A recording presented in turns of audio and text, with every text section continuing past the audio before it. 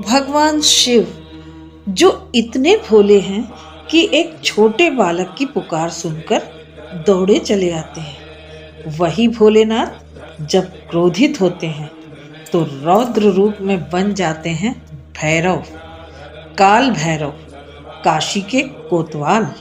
भगवान शिव का रुद्र अवतार कहलाते हैं काल भैरव।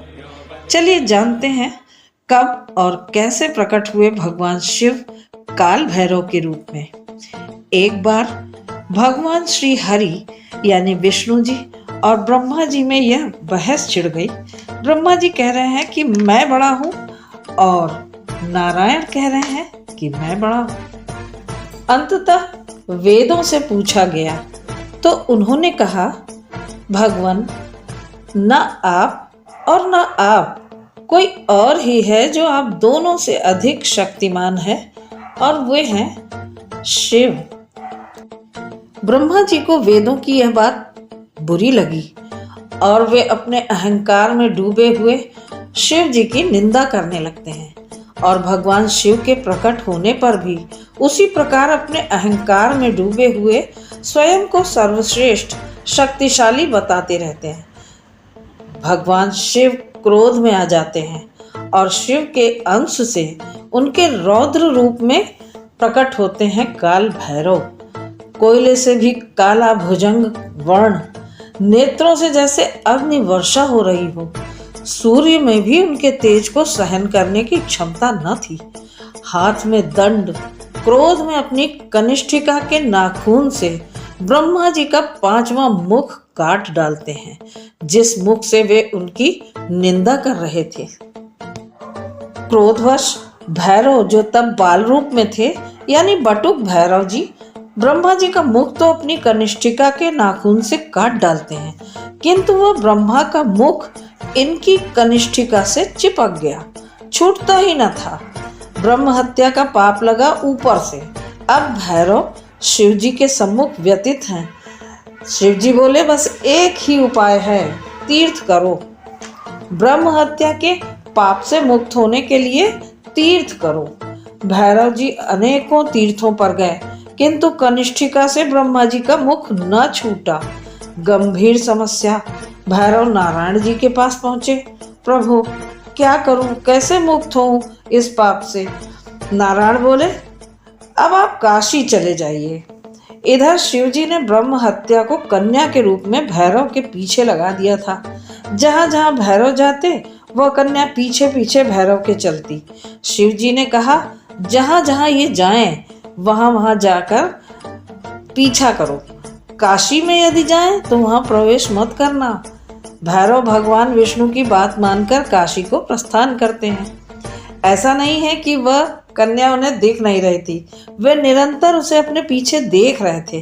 पर जैसे ही भैरव ने काशी नगरी में पदार्पण किया, वह कन्या अदृश्य हो गई और भैरव की कनिष्ठिका से लिपटा हुआ वह ब्रह्मा जी का सर धड़ाम से भूमि पर गिर पड़ा।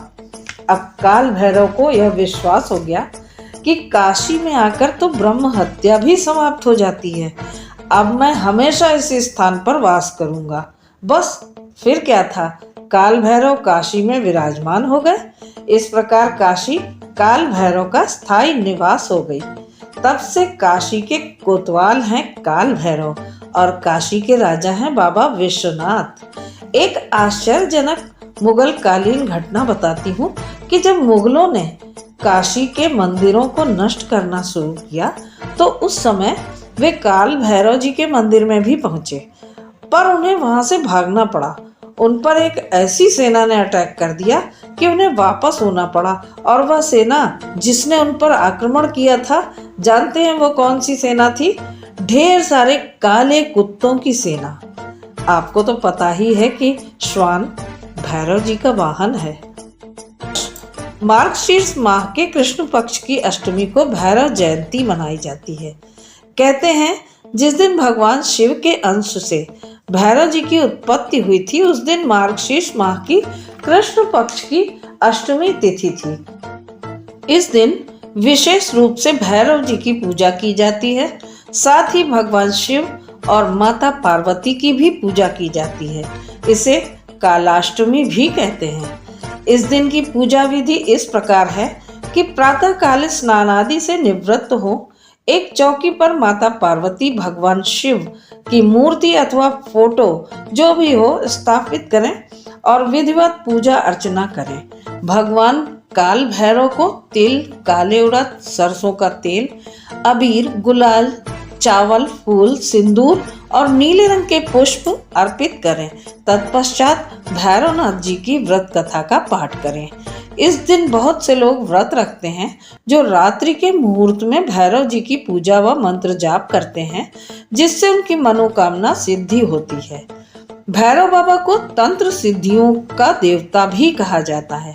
तांत्रिक सिद्धियों के लिए रात्रि पूजा का विधान है।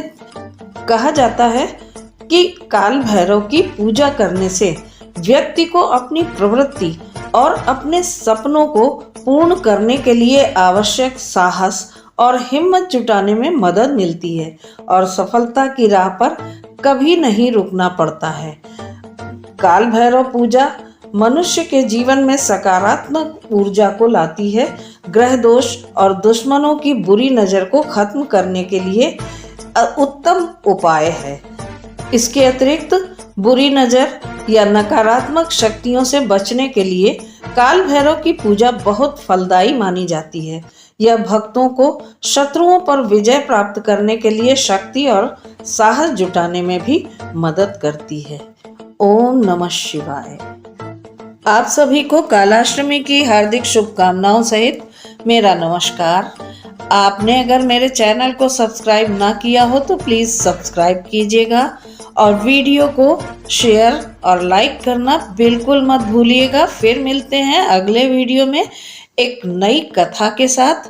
तब तक के लिए ओम श्री भैरवाय नमः।